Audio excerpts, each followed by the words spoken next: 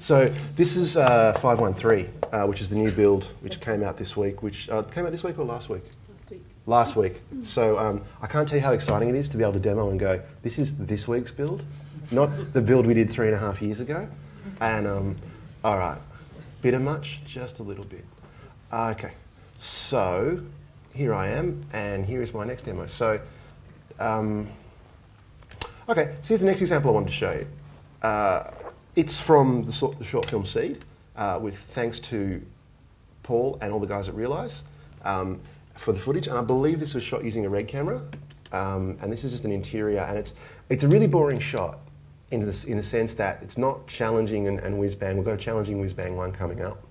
But it's a really sort of meat and potato shot, and I wanted to show you the differences in doing a shot like this in, say, Shake or After Effects, or even to a degree Fusion, as the way I generally tend to do it in something like Flame or in Nuke, because in Flame or in Nuke you're sort of thinking all the time about being in a 3D environment and solving problems in a 3D environment and using the tools you have. And one of my favourite tools in Flame for many, many years was extended Bicubics, right? And we have extended Bicubics in Nuke. And in some ways I'd say the extended Bicubics in Nuke are actually better than the extended Bicubics in Flame, which is a contentious statement, I know, but I'll show you why I think that later on. So here's our lady at the window, and it's 4K in a sort of a red, air quotes, 4K way of doing things. And here's a nice high-res still, which is a floating point TIFF, which has come from, I think, a Canon 5D or something. And here's another one. So what I want to do is I want to do like a window replace, like, you know, and jazz it up because it's kind of boring out there, and the Gherkin and the other buildings aren't too far away. I want to bring them all a lot closer, and I want to use these stills to do it. This is a really nice one for skyline and horizon, but I've only got the Gherkin here, and it's a bit of an awkward angle with the camera distortion, whereas this one gives us 3 buildings really in close proximity, which is a nice skyline. And so I'm going to obviously take the buildings from this one, take the foreground plate from this one, and take the horizon and this section of the plate over here in this one. The finishing resolution of what we were doing was all 720p. So the comp has to be arranged in 720p. So the first thing I want to show you how to do is, there's a whole lot of confusion about cropping and reformatting and how you clip at resolutions and smearing of pixels, and that comes from being used to the way that, say, a program like Shake does it, right? So I just want to jump into my, here's one I prepared earlier, demo. And there's my scene, right? So I've set up my scene globals, which is the first thing you're going to do. And if you haven't done this already, and you're not doing this already when you, for instance, with the shot jobs management thing like Jon showed us this morning that Paul had in Realise. So that's the sort of thing that, you know, is really nice. You can just manually go in and set up your globals every time, because it's the thing that will cause you the most grief if you haven't. People who work in Fusion and Shake already know that if you make a Bezier or a roto shape or whatever you want to call it out in the open space, and the hotkey for that is P, or you can be really boring and go draw Bezier, or you can do the coolest thing in the world, which is use the tab function. And I encourage everyone to get used to just tab creation, because once you know the names of your nodes, it's just so awesome. So if you make this out on its own, it's going to assume the resolution of your globals. So if the resolution of your globals is wrong, then it's going to cause you problems and clip. In the same way, there are other nodes like reformats and anything Nuke generated which assumes the global resolution. Now, if that was coming from the input, the Bezier takes the resolution of the input, right? And you'd be surprised how many people get confused by that, right? So it's important to know all the time what your globals are going to be set to, what your resolution coming in is. And if you sort of, if you're like me and you've spent years sort of doing things in Shake where you make your roto shapes over here and then you punch them in using a switch mat or a Keymix or something to get your mats, you need to kind of familiarise yourself with the Nuke way of working. So the example I've got here really is a transitional thing. I'm trying to show you guys a really simple thing that you've done a million times in your respective compositing applications, just a Nuke-ish way of doing it. This is my way of doing it, not necessarily the bestest way of doing it. I'm sure that Frank could do it in about half the number of nodes, but you know, that's how I roll. So here's the thing, and what I've done is I've just stuck a transform and a crop on this, right? In itself, not the best way to do it, but it's just to demonstrate what I'm trying to do. The brief was we wanted to punch in on this shot and lose a lot of this foreground nonsense. Just wasn't adding into the shot, and it was a bit more dynamic to reframe her up with more window. Right? And because we had 4K resolution, we could do that without any sort of softening or problems, right? So the way that I did it was to use transform and a crop, because the transform gives me the transform jig, and the crop sets my resolution. So it's like using, I don't know, like a viewport or a window in Shake or something, right? In that you can transform upstream, and I'll just minimise these guys, and sort of move this around as necessary, but keep your cropping live. So it just allows you to repo as you need it, right? I'll just undo. Something that I'll just throw out here at the request of a lot of users is, I don't know if you people know it or not, but you can use the number keys to position things in Nuke, and you can do it with Beziers and you can do it with the transform jack, and it's not necessarily well publicised. But if I click the transform jack, right, and I'll just undo that because I can, it sort of highlights this little thing in the middle, and now I can use one, like on my numeric keypad, which I'd love to hold up, but you know, the numeric keypad, not the top line, but on the right, to push these around in pixel increments. So I can say transform, thank you. I can slide it left, I can slide it right, I can slide it up, I can slide it diagonal, right? And that's just so incredibly useful, being able to nudge things, right? So that you can nudge, and you can do the same thing with Bezier points, right? If you make a Bezier and you say, like, here's my Bezier, and yes, the shapes are closed, I know. You can do the same thing, you can nudge out your Bezier points, so you can actually use the numeric hotkeys to sort of nudge things out. And for those people out there who still roto using a mouse, I guarantee you'll probably need to do this, because it's just terrible. So that's that, and I've then cropped it and then stabilised it. So this is all boring stuff you don't need to see me do. I've stabilised it here because I'm going to cut out the shape, and there's not really much of a camera move on this, but it's like, you know, when you're there and someone goes, oh, it's all right, the shot was locked off. Locked off just is not locked off. It's just never locked off. It's like a real amateur mistake to go, oh, I'll just rotor this now, and then you realise there's gate weave, and they knocked the tripod, and there's an earthquake, and you know. So just put a Bezier shape. This is something that I wanted to show you. That's right. I realised I put it there. When I stabilise something, or when I put a transform on something, you get an alpha channel, right? And so then you go, well, I want to put a Bezier on that. I don't have to use a switch mat, which I don't even have in this application. So how do I then put, like, the alpha being the roto shape that I'm trying to make for it here? And you go, oh, okay, I'll use a node, I'll use a shuffle, and I'll like make it black, right? And then I'll put my alpha on top of that, and I'll have an alpha. But there's no need to do that. It's just a redundant node that is bad. What you need to do is in your Bezier, which is just such a useful node. Okay, there's a lot in there, but it's so much control. Is you just hit this little replace button, all right? And that just replaces the incoming alpha with what you tell it to be, right? In the same way, I know that I very often when I roto something, for instance in Shake, you know, and everyone freaks out because, you know, Nuke makes by default roto shapes on RGBA, right? And if I turn replace off, you can see that it's like made this hole in it, yeah. It's really nice sometimes to be able to see what you're including and excluding in your roto, especially if it's a more complicated moving roto and you want to be able to see things. What's really nice is you can just turn one channel on, and that way it's like connecting up to a mult node or some sort of overlay like you get in Flame or something. You actually see it's like a mask overlay without being a mask overlay. I mean, you could just use mask overlay, right? Which is cool, but if you want to if it's on something red, it's not going to give you much love, right? So what this does is allows you just to sort of pick something and go, okay, I can just see the extent of it. And if you want to see, like, you know, with a degree of opacity, how it's looking, you just mix the opacity back down. And in the same way as I showed you before, that gives you a little X on the slider. So it sort of says to you, well, put it back up to the way you want. So that's just a simple, like, it's a workflow thing. It's not, you know, going to change your life, but you might like it down the track. Okay, so the other thing is, remember that when you're putting channels out other than the RGB, Nuke's giving you graphical feedback. See that red, green and blue are now diminished, but alpha is increased, and the node is telling us it's doing an alpha output. In the same way, I've keyframed this, because roto shapes is on, much to Frank's chagrin, because he hates it. And so it's produced a key on this, so it's telling us that it's keyed. This is a little animated parameter. So just get used to all the visual cues that you're getting from this application, because there are lots.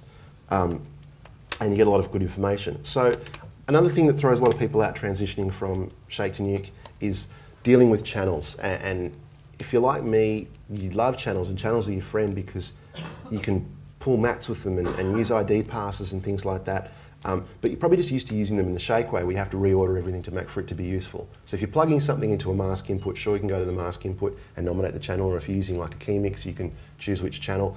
But you don't need to do that in such a way in Nuke. Nuke's much more friendly to channels. You don't have to be constantly reordering things and pushing them into the alpha channel. So I've pulled a key from this. I'll just minimise that out.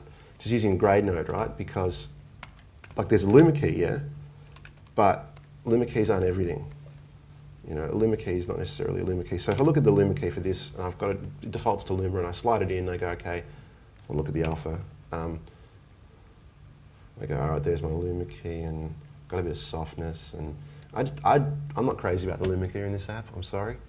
I prefer to do it with like a channel operation because I've just got more control. So if I go ahead and grade the red channel, then I can do things like muck with the gamma, and so that way get softness and tolerance in my Luma key, rather than just using like black and white points. And I can use the gain and the gamma and push things around and then get the result I want. Okay, it's in the red channel, but that's quite obviously a map for the front of her face, right? The thing to remember when you're doing this is you're now working in a floating point environment, and Nuke is a linear floating point environment, so it's all float all the time. So you have these little guys here, and it's important to clamp your blacks and whites, otherwise you're going to start getting super whites and super blacks in your alpha channels, which can only end badly, right? So another thing that I wanted to show you is includes and excludes and insides and outsides, because when you're mixing multiple mats and you're combining keys and stuff in real production situations, this is something you're doing all the time.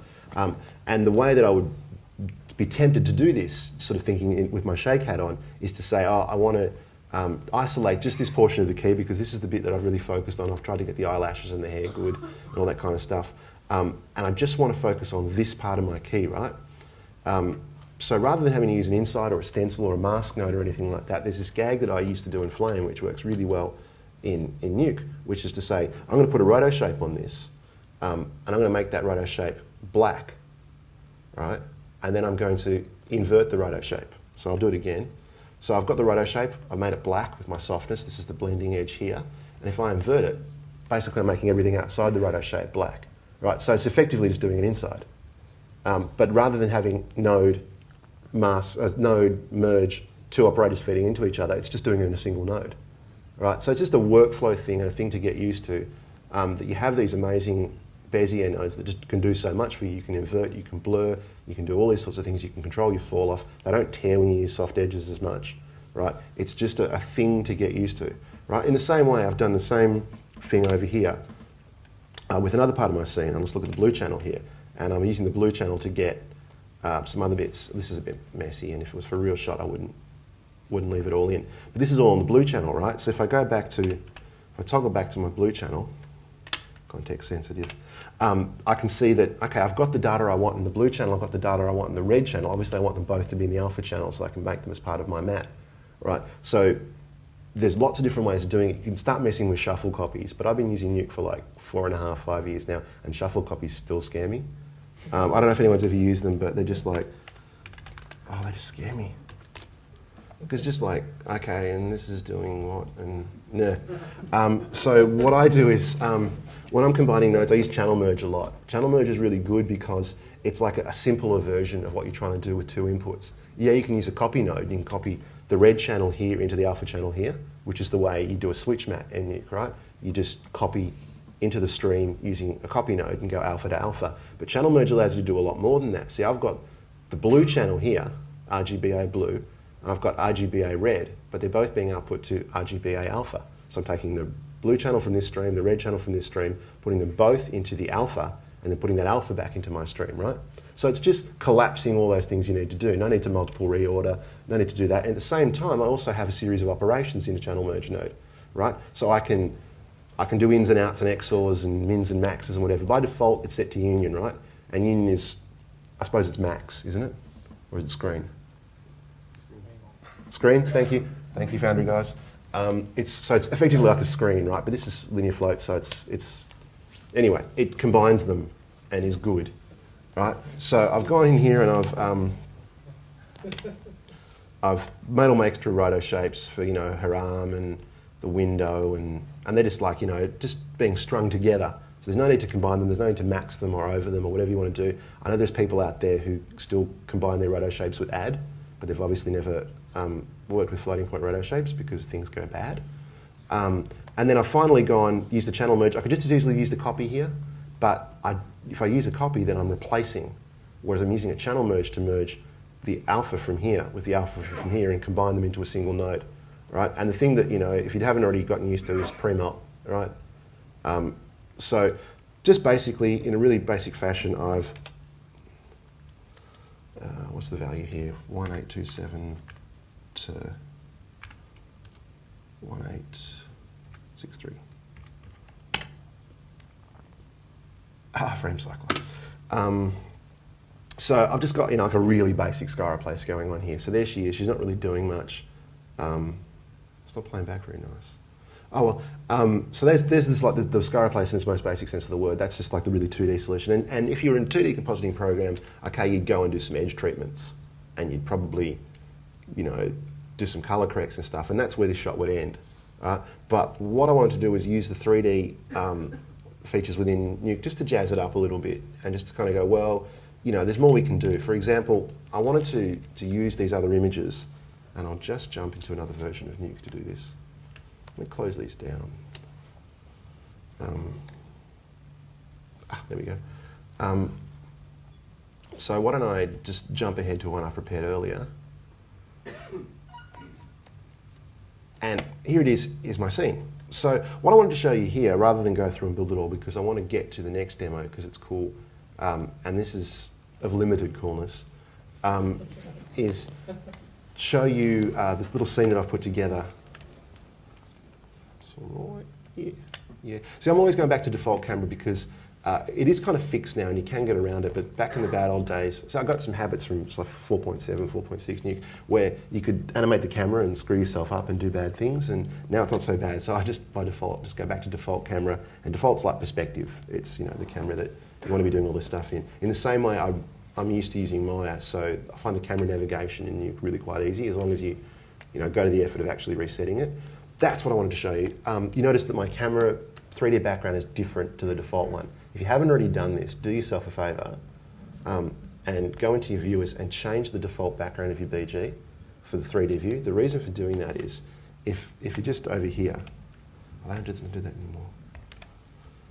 Right, if you're just over here and there's nothing in your viewer, I'll just have a disconnected viewer for a second, and you're switching between 2D and 3D, the only indication you have is up here. Right? Whereas now I know straight away if I'm in a 3D viewer. So if you're a Shake user and you're looking at a channel, right, and you go, I'm looking at a channel and I'm going to press C. Right? You do that all the time because you've just been doing it for years. You can throw yourself sort of into this bit of a feedback loop where you're like, which workspace am I in? This is like, it looks like a 3D application. So it's just a little bit more familiar. Whereas if they're both black and the camera's sitting flush to the grid, you don't see the grid. All you do is you see this black, right? And you can't tell without looking up here whether it's 2D or 3D. It's just a little thing, but it's just a recommendation I have for you. Anyway, moving on.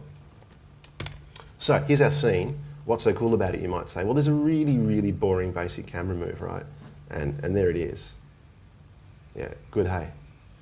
But all it's doing is it's just a small push in and a tiny tilt, right? It doesn't look like much, but if you're looking at it through the actual camera, you look there, just do that. So you can see there's a little bit of a move, a little bit of pushing on her, and there's a bit of a perspective change. Lock, thank you. And look at, yeah, that one. There's a bit of a camera move, and ignore that.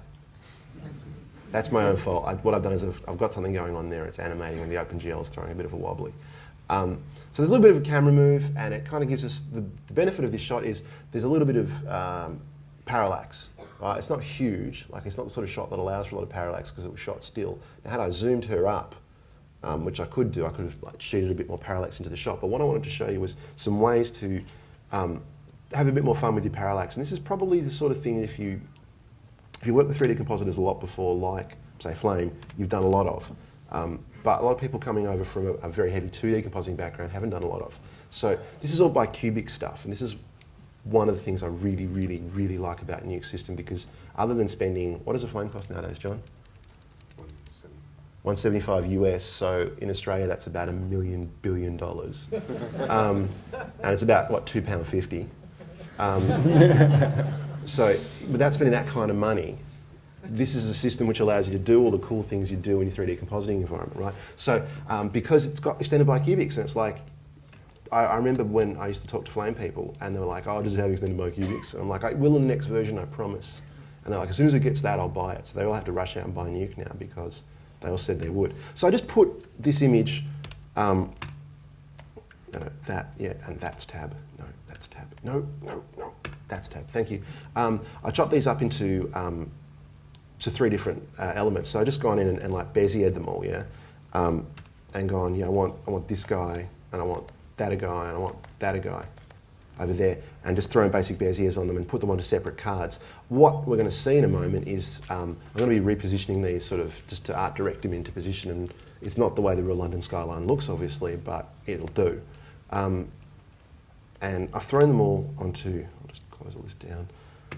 I've thrown them all onto cards, and I've cheated a few things. So what I might do is split my viewer here, which is something I love to do, and just have a new viewer off to the side. Right, and